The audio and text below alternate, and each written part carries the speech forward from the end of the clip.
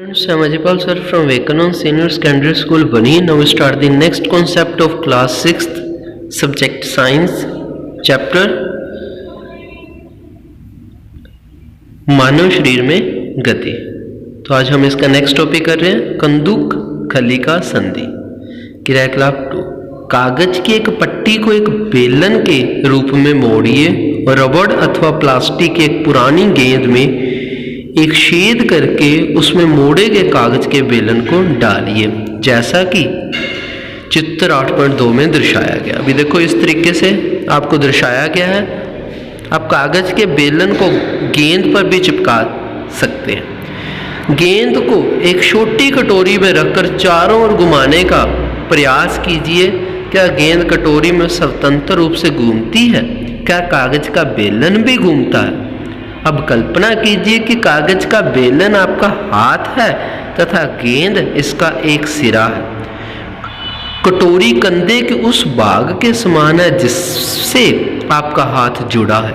एक अस्थि का गेंद वाला गोल हिस्सा दूसरी अस्थि की कटोरी रूपी का गुहिया में फंसा होता है, जैसे कि चित्र में है।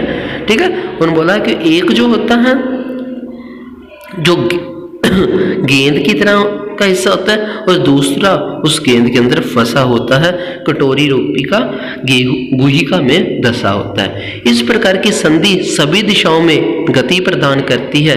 क्या आप इन गतियों में उपरोक्त प्रकार की संधि का कोई अन्य उदाहरण खोज सकते हैं? इस अनुभाग के प्रारंभ में शरीर के विभिन्न भागों को हमारे द्वारा दी गई गतियों का स्मरण कीजिए।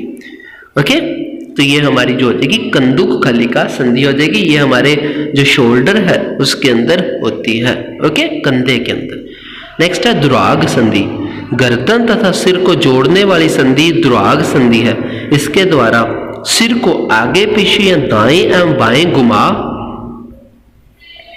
सकते हैं। इन गतियों को करने का प्रयास कीजिए। यह गति हमारे हाथ की उस गति से किस प्रकार भिन्न है जिसमें कंदुक खलिका संधि द्वारा हाथ को पूर्णतः वृत्ताकार रूप में घुमा सकते हैं। दुराग संधि में बेलनाकार अस्थि एक छल्ले में घूमती है। इसमें क्या होती है? एक बेलनाकार अस्थि एक छल्ले में घूमती है दुराग के अंदर, और ये हमारे सिर के अंदर होती है। नेक्स्ट है हिंज संधि।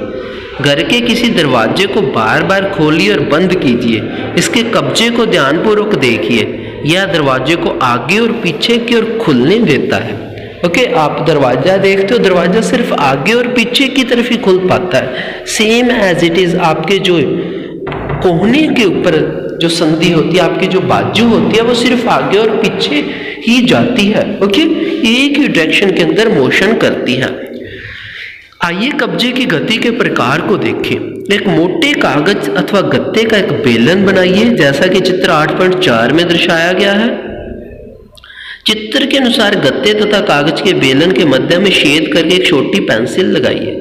गत्ते का एक और टुकड़ा लेकर उसको इस प्रकार मोड़िए कि यह आधा बेलन बन जाए, जिस पर दूसरे बेलन को सरलता से घुमाया जा सके। आधे बेलन पर रखा पूर्ण बेलन कब्जे की भांति है। पेंसिल लगे बेलन को चलाने का प्रयास कीजिए।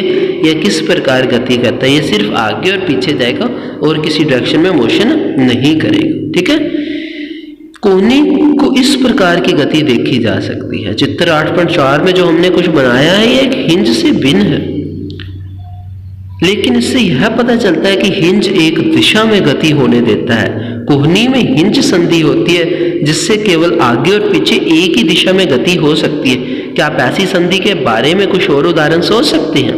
अंचल संधि। हमारे सिर में कुछ अस्थियां होती है जो संधि द्वारा एक दूसरे से जुड़ी रहती है। ये अस्थियां इन संधियों पर हिल नहीं सकती।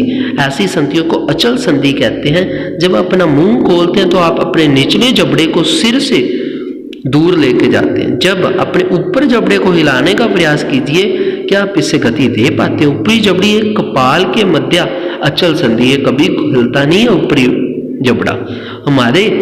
हमने केवल कुछ संधियों की चर्चा की जो हमारे शरीर को एक दूसरे से जोड़ती है। हमारे शरीर में विभिन्न अंगों को विभिन्न आकृति कौन प्रदान करता है?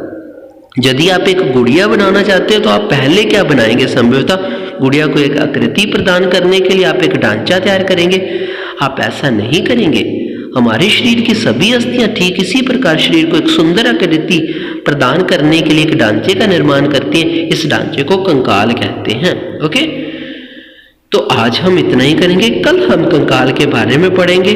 ओके, तो नेक्स्ट हम इसके नेक्स्ट चैप्टर के अंदर डिस्कशन करेंगे। तो आपने जितना करवाया उसको अच्छे से रीड आउट करना है, उसमें जितने क्वेश्चन बनते हैं उसको पढ़ना है, समझना है। ओके, तो आपका आज का यही काम है। I hope you understand this concept. Take care, stay home, stay safe, bye.